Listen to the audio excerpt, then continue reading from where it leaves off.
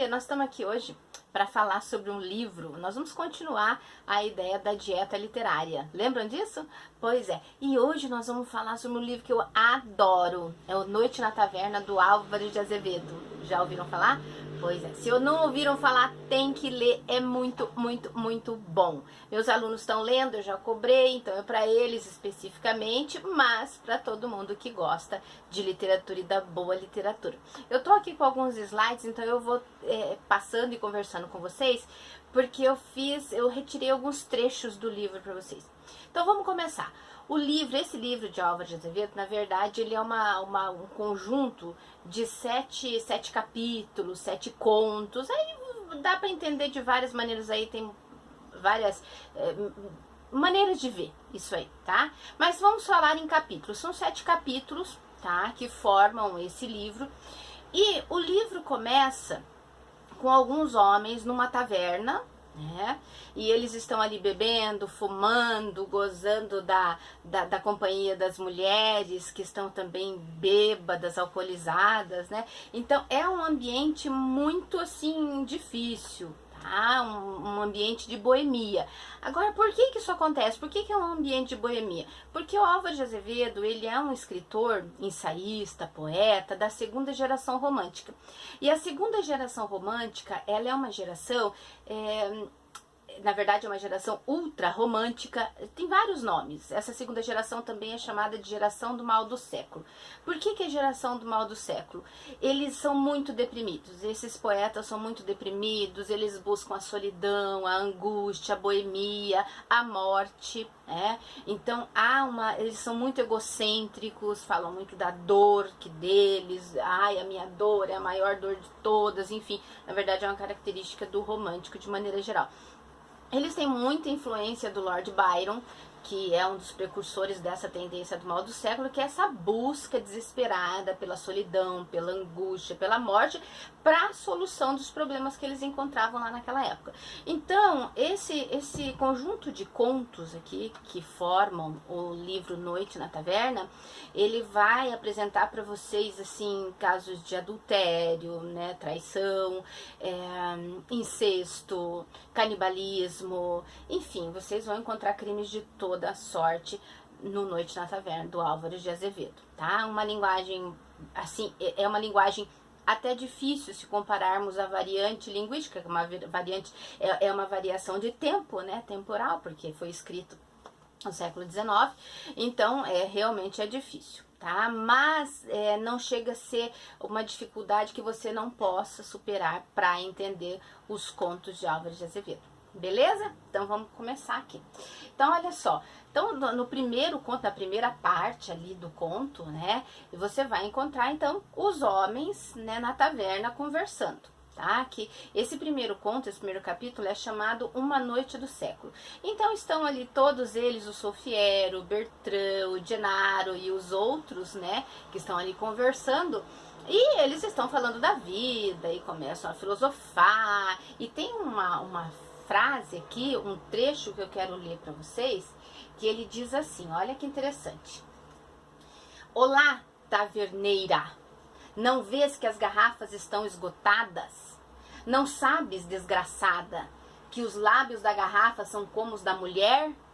Só valem beijos enquanto o fogo do vinho ou o fogo do amor os borrifa de lava? Interessante, né? É uma coisa muito forte. Então eles estão ali na taverna bebendo, já estão bêbados, a noite vai dentro, né? Eles são boêmios, fumando, e as mulheres ali bêbadas, largadas, e eles também. E de repente eles começam, né? Cada um deles resolve que tem que contar um fato, uma história de sua vida. E o primeiro a contar a história é o Sofiero, né? Então o Sofiero é o primeiro a contar a sua história. Qual é a história do Sofiero? Ele se passa em Roma, ele foi a Roma e passou ali nos bares, na Esbórnia, durante um tempo. Num desses momentos, ele percebe, num dos casarões lá, uma moça de branco, e ela tá muito chorosa, muito deprimida, tal. Ela sai daquele casarão, ele segue essa moça, vai até um cemitério. Lá ela fica no cemitério um pouco e ele se deita e acaba adormecendo ali no cemitério. Quando ele acorda, a moça não está mais lá, tá? Aí o que ele faz? Ele vai embora, né? Não encontra mais a moça, fica com aquela moça na cabeça e tal, mas ele vai embora, não encontra mais. Depois de um ano ele volta a Roma. Quando ele volta, ele passa por uma igreja, um templo, e lá está um caixão, né, que deveria estar sendo velado, mas está sozinho, e dentro desse caixão está essa mesma moça, né? Ele, tomado pela emoção e pelo tesão também, enfim, né, acaba mantendo relações sexuais com o cadáver. Ai, meu Deus, verdade, coisa esquisita. Só que, lê do engano, não existia cadáver. Na verdade, a moça não estava morta. Ela estava passando por uma situação chamada de catalepsia, né? Catalepsia acontecia muito antigamente, as pessoas ficavam no estado de morte, mas na verdade não estavam mortas, e depois de algum tempo acordavam. Muitas delas acordavam dentro dos caixões. Era comum encontrar os caixões arranhados por conta das pessoas terem acordado ali dentro, né, e tentarem se debatendo e acabavam morrendo ali, né? Então isso é muito comum. Inclusive tem uma história interessante que acontece no filme A Freira. Tem uns sininhos assim que são colocados perto das covas, né, com um barbantinho que vai até dentro do caixão. Isso é pro caso do morto acordar, então ele toca lá o sininho e alguém vai socorrer. Esquisito, né, mas é verdade. Enfim, o Solfieri, então, depois que a moça acorda, ele vê que ela tá viva, ele a leva para o seu apartamento, onde ele está ali em Roma, né? E fica 2 dias com ela. Ela fica em estado de delírio, esses 2 dias e tal, e depois acaba morrendo realmente. O que o Solfieri faz? Então, ele chama um escultor e pede para esse escultor fazer uma escultura da moça morta, né? Ele paga o silêncio do cara e tal, e ele faz essa escultura. E o Solfieri enterra a moça debaixo da sua cama, tá? O cadáver fica ali debaixo da cama. E assim ele termina o primeiro conto. Essa é a história do Solfieri. Complicadinha, né? Já é bem mórbida, né? Cheio de pecados, tá certo? Então vamos lá. Depois, o segundo conto é o conto que eu acho mais forte, né? É o do Bertrand. O Bertrand, ele conhece uma moça na Espanha chamada Ângela, né? E eles se apaixonam perdidamente. Acontece que o Bertrand tem que sair da Espanha, ele tem que ir para outro lugar por conta do pai dele. Mas depois de algum tempo ele volta para a Espanha e a Ângela tá casada, né? Eles acabam mantendo um caso, mas o marido da Ângela descobre. O que essa moça faz então? Nessa época ela já tinha um filho. Ela mata degolado o marido, tá? E mata também o filho dela, tá certo? Então ela oferece ao Bertrand, mais ou menos como uma prova de amor, né?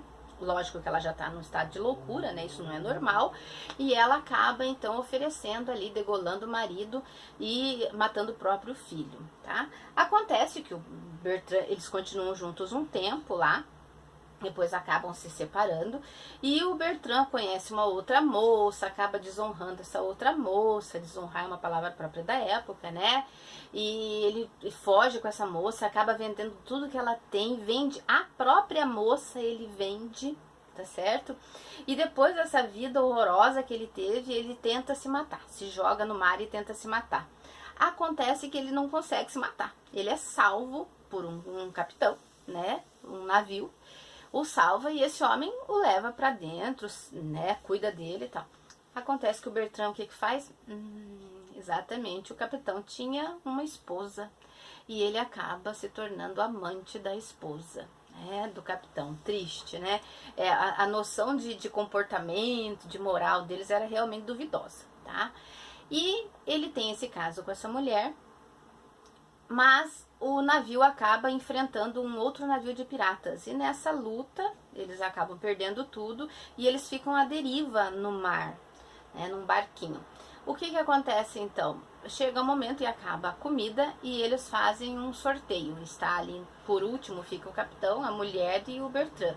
O homem perde, o marido, o capitão, perde. E o Bertrand acaba matando esse homem e ele serve de alimento para eles. Nessa altura do campeonato, a mulher já está louca, né? Já ensandeceu.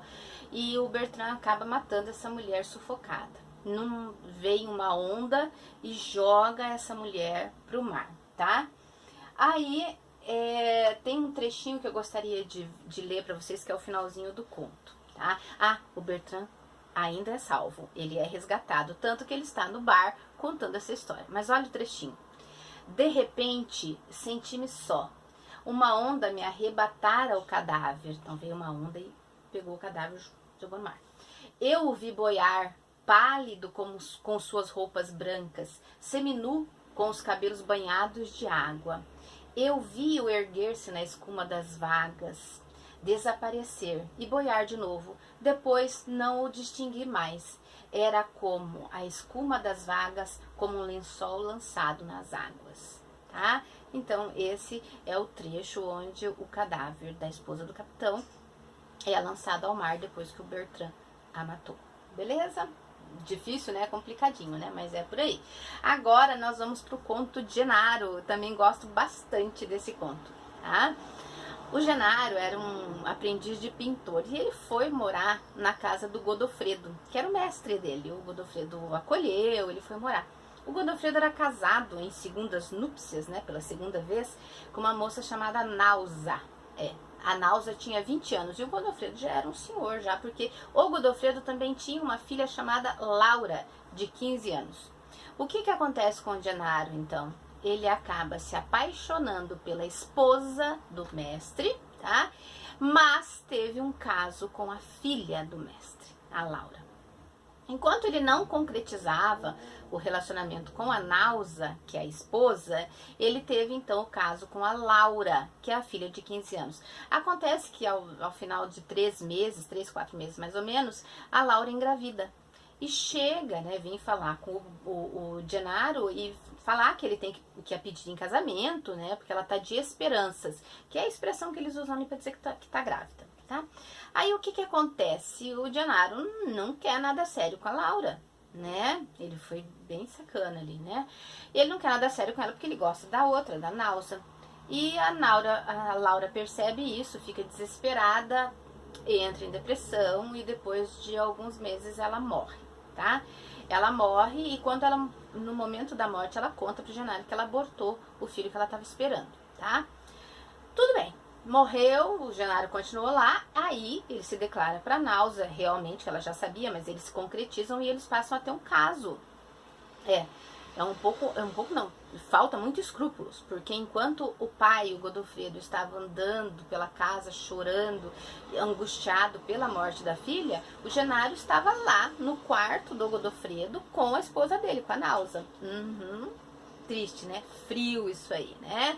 Aí eu não vou usar palavras muito fortes para descrever o comportamento, porque eu não quero deixar o vídeo tendencioso, mas é para vocês saberem como é que a coisa rolou ali, tá? Acontece o seguinte, que depois de um ano mais ou menos, o Godofredo descobre, quer dizer, na verdade ele pinta um quadro da Laura, chama o Genaro ali, e ele no desespero de olhar aquele quadro, ele estava meio alucinado, vendo algumas coisas e tal, ele acaba confessando tudo que ele fez, que a menina ficou grávida, que eles tiveram um caso, que ele não quis assumir, aquela coisa toda pro pai. Naquele momento ele fica nervoso e tal, mas ele finge que nada aconteceu. No outro dia, o Godofredo, o mestre, convida Genaro para sair com ele. Porque ele precisava sair, de alguma maneira. Aí o que ele faz? O Genaro vai, acompanha. Eles chegam a um abismo. Nesse abismo, perto desse abismo, né, o Godofredo fala, né, conversa com o Genaro e diz a ele assim, ó, se você conta a história do Genaro e fala, você perdoaria uma pessoa assim? Aí há uma discussão ali, o Genaro acaba caindo no precipício, que é o que o Godofredo queria, né, que ele se jogasse. Mas ele acaba se salvando, é verdade, tanto que está também ali narrando a história na taverna. Ele acaba sendo salvo por alguns camponeses e volta à casa do Godofredo. No início ele queria pedir desculpas, depois ele achou um punhal, ficou muito macho, falou, não, eu vou lá acertar as contas com ele, porque ele quis me matar.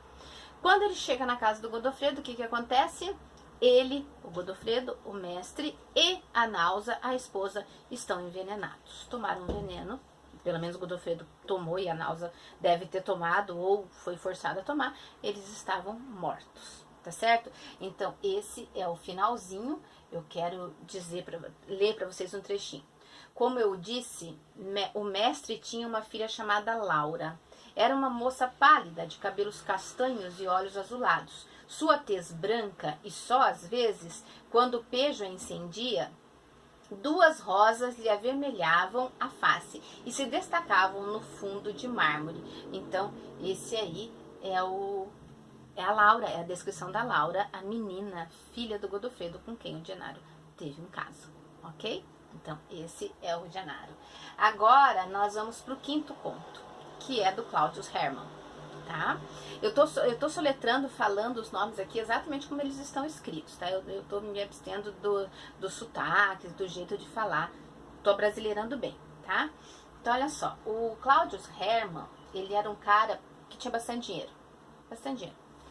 Aí, o que ele fez? Um dia ele estava numa corrida de cavalos e ele encontrou uma mulher que chamava Eleonora. Era a Duquesa Eleonora. Tá? Essa mulher era casada, mas ela era muito linda. Ele viu assim, deixa eu ver se eu separei aqui, ó. Eu não separei nenhum trecho aqui que fale sobre ela. Separei um trecho, mas não é sobre ela exatamente. Mas a Duquesa era uma mulher muito bonita, tá? E o Hermann, o Claudius, se apaixonou por essa mulher. E o que ele fez? Maldosamente, novamente, a gente percebe aí muitos desvios de caráter, maldosamente ele subornou um empregado da Duquesa e ele entrava à noite na casa da Duquesa, dava um narcótico, alguma coisa, dopava a mulher e aí mantinha relações sexuais com ela antes que o marido chegasse, enfim, quase todas as noites. Ao final de um tempo, não me lembro muito bem agora, mas acho que é um mês, ele resolveu que ele ia raptar essa mulher. E ele realmente faz isso, ele vai, ele entra, ele fica escondido no quarto, o marido vem e fala com ela e vai embora para depois voltar. E nesse interim ele acaba dopando, ele já tinha deixado o remédio ali na bebida dela. Essa mulher dorme e ele rapta essa mulher. Vai para um lugar. Aí ele vai para um lugar, no quarto, e ela acorda, lógico, apavorada, não sabendo o que se trata, tal. E ele conta tudo pra ela, o que ele fez e tal. Só que ele conta assim, eu gosto de você, né? É assim, eu te amo, eu gosto de você, enfim, tá? E de repente, e essa mulher começa a ficar apavorada, porque ela quer voltar pro marido, e meu Deus, o que é isso, tal. Mas ele se mantém ali firme, né? Que é isso que ele quer, que ela fique ali, que ela aceite, que ele a ama profundamente e tal. Essa mulher fica muito desesperada, muito louca. E depois de algum tempo, para resumir, esse eu vou resumir bastante, né? O Cláudio chega um dia nesse lugar onde ele tá com essa mulher, ela já aceitou a situação, porque ela não tem muito o que fazer, e ela tá morta.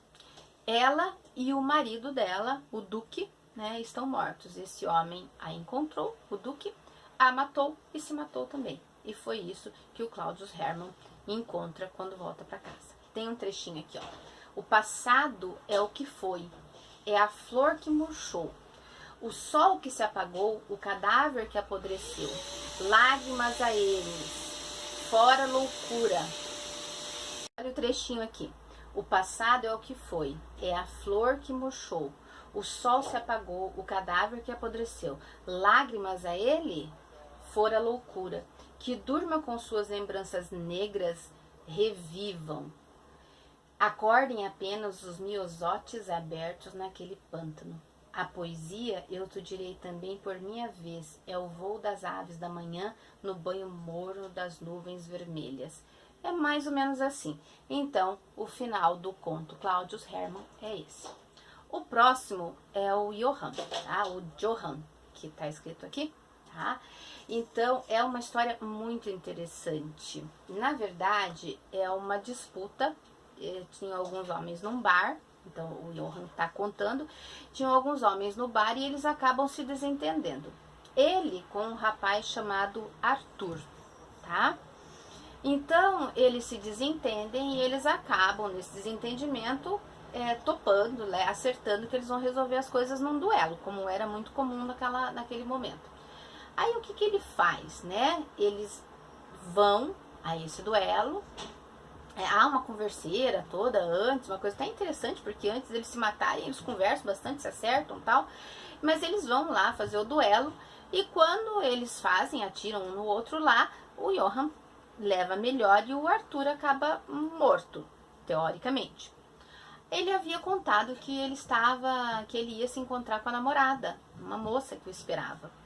E o que que faz? O Johann, outro desvio de caráter, de comportamento, aí vocês podem, né, julgar, esquisito. O Johann pega de dentro do bolso do Arthur um bilhetinho onde está o endereço da moça. Tá? E aí o Johann vai para lá, tá? Ele vai até onde está essa moça. Chega lá, no escuro, deita-se com a moça, mantém relações com ela. E quando ele está saindo, isso tudo no escuro.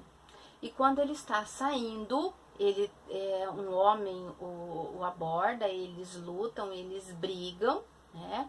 E ele acaba sendo morto por esse homem, tá?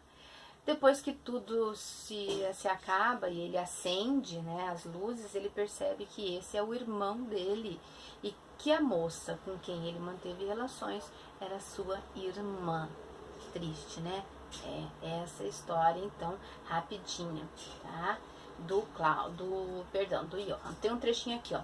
Meia hora depois, tomei-lhe a mão com sangue frio e disse-lhe no ouvido: vossas armas, Senhor, sabê-los-ei no lugar, vossas testemunhas, a noite e minhas armas, a hora já.